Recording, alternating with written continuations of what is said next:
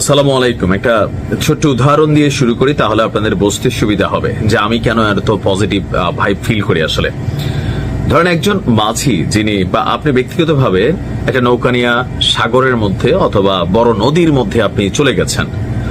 তো সেই ক্ষেত্রে আপনার নৌকার যেই কি বলে যে বইটা থাকে, সেইটা হয়তো আপনার অকেজো হয়ে গেছে বা কাজ করতেছেন বা পানিতে পড়ে গেছে।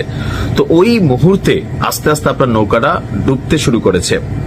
প্রথমে আপনি নৌকাকে ধরে বাঁচার চেষ্টা করবেন, এরপর যখন কোনো কিছু না পাবেন, নৌকাটা ডুবে যাচ্ছে, আপনি দেখতেছেন যে সামনে থেকে একটা কচুরি পানার ঝাঁক আসতেছে ভেসে ভেসে। আপনার অবচেতন মন সর্বশেষ ওই কচুরি পানার ঝাঁকটাকে ধরেও বাঁচার চেষ্টা করবে, কিন্তু বস্তুত হচ্ছে কচুরি পানার এই ঝাঁক আপনাকে বাঁচাইতে পারবেন না, আপনি এটাকে নিয়েই ডুববেন। মানে মানুষের মধ্যে আশা কাজ করা যায়। তো আমরাও বাংলাদেশে যে ডুবতে বসা একটা ইস্যু আসছে, সেটা হচ্ছে ঋণ খেলাপি বা যারা বাংলাদেশ থেকে বিভিন্নভাবে এই ব্যাংকগুলোকে খোলা করে, রাষ্ট্রকে খোলা করে, লুটপাট করে বিলিয়ন বিলিয়ন ডলার বাংলাদেশ থেকে বের করে ফেলেছে, তাদের এই টাকাগুলা ফেরত পাওয়ার কি আদৌ সম্ভব আছে বা সম্ভাবনা আছে? এই ইন্টারিম আসার পর আমরা ভাবছিলাম যে না, এইবার সম্ভবত আপনার এই টাকা পয়সাগুলো আসবে। বিভিন্ন দেশের মধ্যে আমাদের অ্যাক্টিভিটিস দেখতেছিলাম, বাট এবার ডক্টর ইউনূস যে জায়গায় হাত দিয়েছেন, যদি তারা কথা রাখে তাহলে ডক্টর ইউনূস সফল হবেন। যদি তারা কথা রাখে, কারা? বিশ্ব ব্যাংক।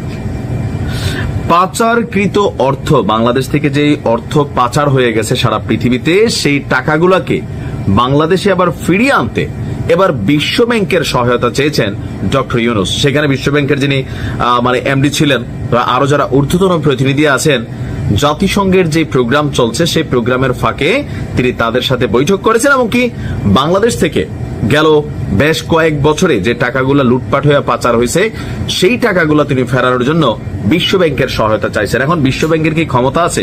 অবশ্যই আছে। বিশ্ব ব্যাংক সারা পৃথিবীকে লোন দেয়, ঋণ দেয়। তো বাংলাদেশের টাকাগুলো বেসিক্যালি যে কয়েকটা দেশে যায়, সেখানে বিশ্ব ব্যাংকের কার্যক্রম আছে।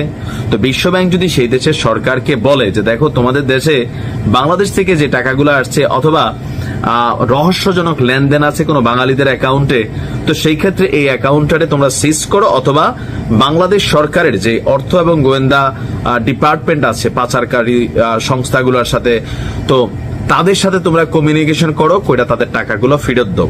এখন প্রশ্ন হচ্ছে বিশ্ব ব্যাংক কি বলবে কিনা? না, বলবে না। কেন বলবে না? আজকে যারা পৃথিবীর সবচেয়ে স্বাধীন, সভ্য, ভদ্র জাতি হিসেবে আমরা দেখছি, আপনি তাদের ইতিহাস দেখতে দেখবেন একসময় তারাই সারা বিশ্বকে লুট করছে। লুটটুট কইরা সম্পদ টম্পদ বানাইয়া তারপরে হচ্ছে তারা ওইসব দেশগুলা ছেড়ে চলে গেছে। এখন তাদের দেশে কালো টাকা প্রতিনিয়ত কিন্তু সারা পৃথিবী থেকে, দুর্নীতিগ্রস্ত দেশগুলো থেকে তাদের দেশে কালো টাকা ঢুকতেছে। আর তারা, এই যে দেখেন ডোনাল্ড ট্রাম্প এত বড় বড় কথা বলে, কিন্তু 10 লক্ষ মার্কিন ডলার দিয়া আপনি চাইলে নিজে একটা সিটিজেন নিতে পারবেন ডাইরেক্ট। 10 লক্ষ মার্কিন ডলার মানে কত? প্রায় 12 কোটি টাকা যদি আপনি সেখানে খরচ করেন, তাহলে আপনাকে একটা গ্রিন কার্ড দিবে।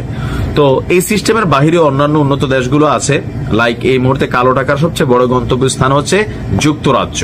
যুক্তরাজ্য তো একসময় বাংলাদেশটা খায়া গেছে, তাই না? ইস্ট ইন্ডিয়া কোম্পানি টোম্পানি বানায়া। তো এখনো তারা টেকনিক্যালি আমাদের দেশে যে চোরদের রেখে গেছে, তারা জানে এই চোররা রাষ্ট্রগুলোকে লুটপাট করবে আর এই টাকা পয়সা আমাদের দেশে নিয়ে আসবে। আমরা তাদেরকে শেল্টার দেব, উন্নত জীবন দিব, আর বিনিময়ে এরা রাষ্ট্র থেকে টাকা নিয়ে আসবে। তো আমি জানি না যে এটা কতদূর কাজে দেবে, বাট আমি আশাবাদী যে কচুরি পানার মতন যাক একটা লাইন তো পাওয়া গেছে, হয়তোবা মুখ শর্মে 2-4 টাকা ফেরত আসবে।